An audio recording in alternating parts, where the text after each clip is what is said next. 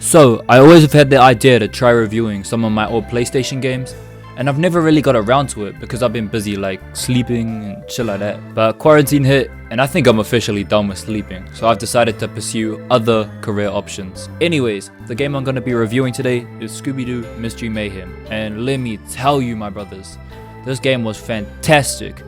Other than a few teeny tiny flaws that we can get into later, this game was near perfect to my 8-year-old self. First off, I'm just gonna talk a bit about the animation, cause I swear to God, shit looked so good like 10 years ago, but coming back to it, that shit look ass. Like they mouths don't even move with the words. Like take a look at this. No way! There's always freaky stuff in basements. Yeah. Like how are we supposed to believe those words actually coming out their mouths? But anyways, okay, so there's 5 levels, and the first one, I'm gonna be real with you, easy as fuck. Basically, they're coming to the library because Velma Dinkley has some unfinished business with Mr. Creepy Ass. But nah, this man ain't even the worst of it. Wait till you see the next guy. It's Walter Peabody, my assistant. Nice to meet you, Mr. Peabody.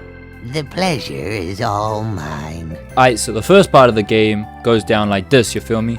You start the game by getting in them ghost costumes, because apparently the big blue motherfuckers can't tell that you're just an ordinary ass man, even though all you got is like a blanket over your head. Like the fuck? So you go up to the books and shit, and then it's Velma, who somehow wasn't noticed by the ghosts at all, like 5 foot nothing ass, like couldn't even be seen.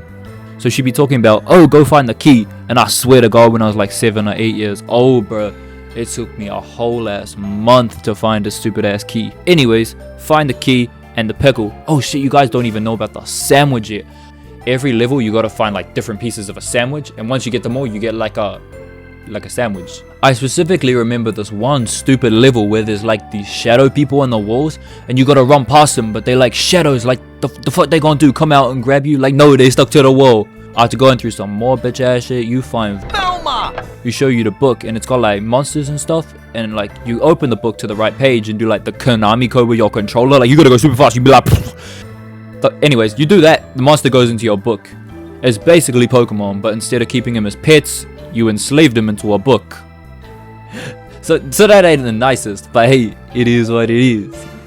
The boss fight at the end kinda ass. I personally rank this as like the worst of the boss fights, because all you gotta do is like run away from Mr. Tiny Ass with the blanket on, who I swear to God isn't Mr. Peabody or whatever the fuck his name be. Walter Peabody? Peabody, I'm quite disappointed. The one mofo that actually makes it hard is that bitch ass green ghost that got hella ass. Like she come out of nowhere and it's like, oh shit, guess this the boss now. But anyways, once you trip up Craig looking blanket ass, take the stupid blanket off his head, you find out it was Mr. Pee Wee Herman, to our surprise. And I would have gotten away with it too if it hadn't been for you meddling kids and your pesky dog. Now first, why is this grown ass man running around with a blanket on his head chasing little kids? Second off, why the hell was tall Morgan Freeman sound and not realize that this mofo causing his library to go cuckoo was a blanket? Speaking of Morgan Freeman, I went to Google to see if he was like the actual voice actor, and turns out he wasn't, but Tom Kenny's in this. Yeah, you heard me right, boys. Ladies and gentlemen, SpongeBob is in this bit. SpongeBob, my brothers. Anyways, so that level wraps up, and now we on to level 2, Night at the Movies. And let me tell you, as a kid, this was my favorite of the 5 levels. And I know you're asking why exactly. It was because of this character right here, Mr. Sabrinsky. Like, yeah, the 2 French guys were cool, like wee and shit, but like Mr. Sabrinsky was undeniably the GOAT. I remember when I was like young as hell, and me and my brother would be in our rooms and shit, shouting this man's names from the top of our lungs, and then our mom walked in, and then we just kind of pretend nothing like happened at all. Okay, so let me just tell you, this is the longest level. This bitch takes an hour and a half. That's like 3 times as much as the last one. I very clearly remember Mr. like Vampire coming out the closet and making me scream like the little pussy I was, but I digress. Anyways, we find the main villain, Mr. Big Scary Red Knight, and he captures Scooby-Doo, just grabs the hoe like, hey, oh, someone called Peter, man, jeez. And then you gotta do one of those stupid ass, I hate these levels, I'm gonna be honest with you boys, I hate these levels. Anyways, you gotta do one of those stupid chase levels. They always got my hands sweating like a little bitch. So after about 1,000 or so tries, you make it past that, and then it's like, oh shit, it's a poltergeist, and he just be yeeting stuff around the room. what's in it? You get past there, man, and then there's the stupid ass mummies, eh? But specifically, the part I didn't like about the mummy level was this shit right here. This part right here is basically the 2004 equivalent of that Fortnite dumb run, because this shit got me infuriated, my brothers. Oh, I forgot to talk about that stupid ass joke, bro. They got so many stupid ass jokes in this too. Like, Zoinks! I'm sorry. I didn't mean to wake you up. Can I get you a coffee or something? Or maybe not. so anyways, Shaggy freed Scooby from his cage because animal rights matter, but apparently not all animals, because he left Daphne in her cage and all she doing is just like bitching and moaning. So I mean, if I was them, I probably would have done the same thing, to be honest. So anyways, this level just carries on and on and on and on and on and on and on, and you get it, until finally towards the end they like awkwardly wait for Fred to find the correct pattern to pull down the drawbridge, and it's like a long ass time. Like he's like, oh, maybe this one, like, I'm pretty sure it's this one.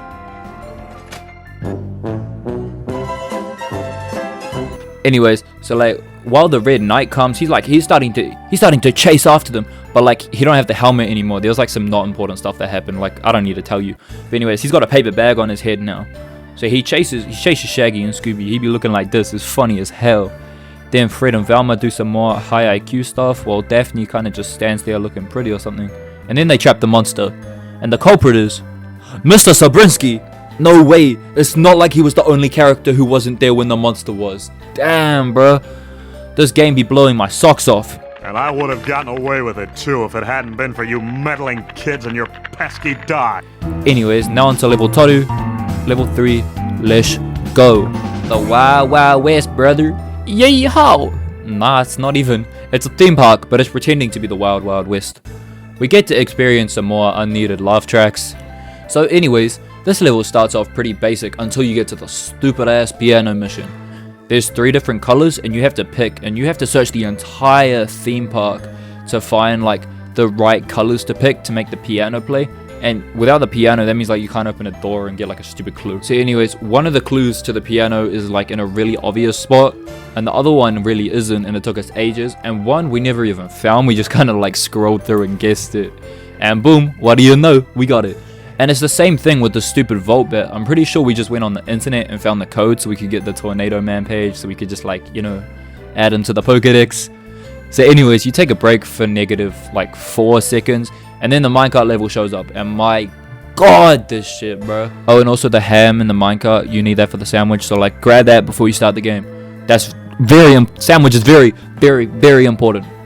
Anyways, minecart level starts off kind of like Subway Surfers, you know, duck and jump and shit, but then all of a sudden it turns into Osu going 100k miles per hour. You just gotta like click random buttons and just pray you don't die.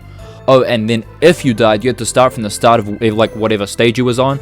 And if it wasn't for the entirety of level 4, which we'll get to, this would be the hardest mission in the entire game. And just the way you die and how you keep having to watch that scene over and over again makes this a very unpleasant experience. Oh, and then there's the part with the mummy, and he just comes past like a whoop, and then he comes out of nowhere trying to slide into our DMs like 100 times throughout the mission.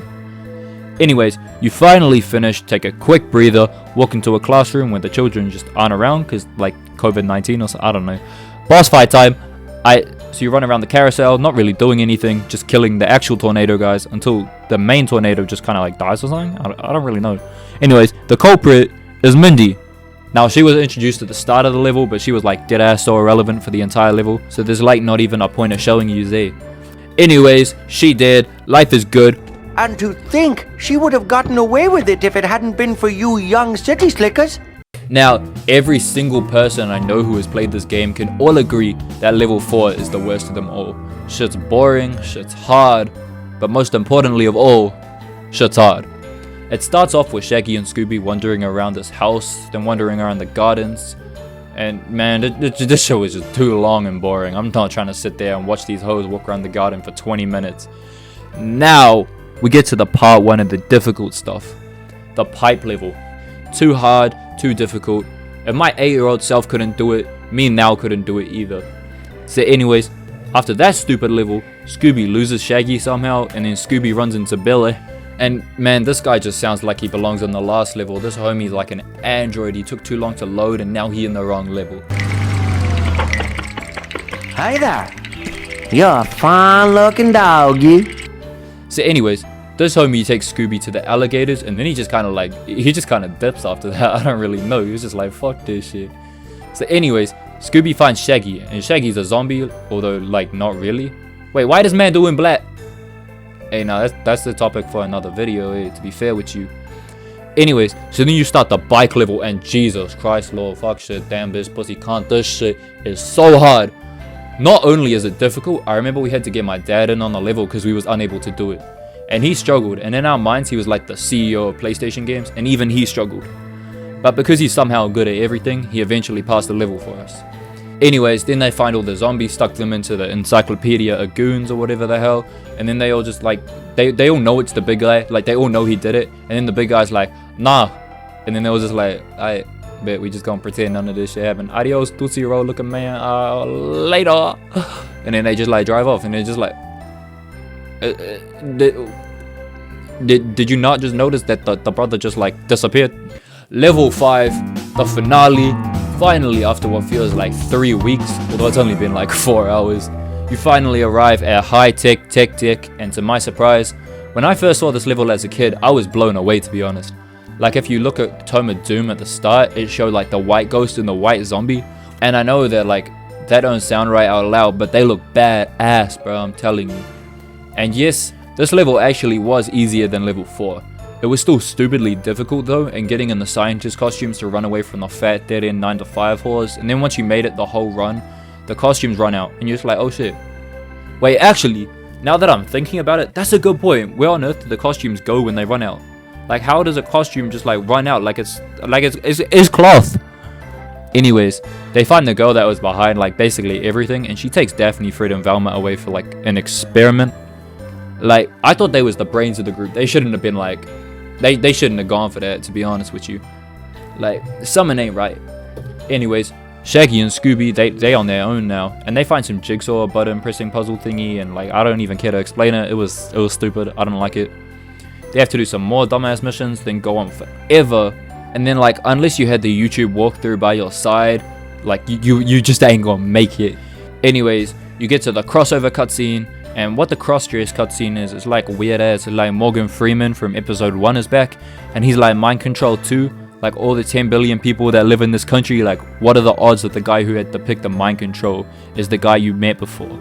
Or it's just like something to do with the animation budget, but that's just the theory. Anyways, they fire off like a rocket or something, and then like boom boom boom boom pow, everything explodes. Then like the bitch with the red bandana looking like KSI on a bad day, like she just kind of like standing up there like, ha ha ha, I'm powerful, I blew up rocket, I'm cool. Nah, I didn't even know. And then anyways, after like barely lifting a finger, they capture her, and then like everyone lives happily ever after. Shaggy goes to finally eat food for his anorexic 5-foot widthways looking ass, but Scooby takes it, so I'ma just assume Shaggy dies because homie been starving for way too long. So yeah, that's the game.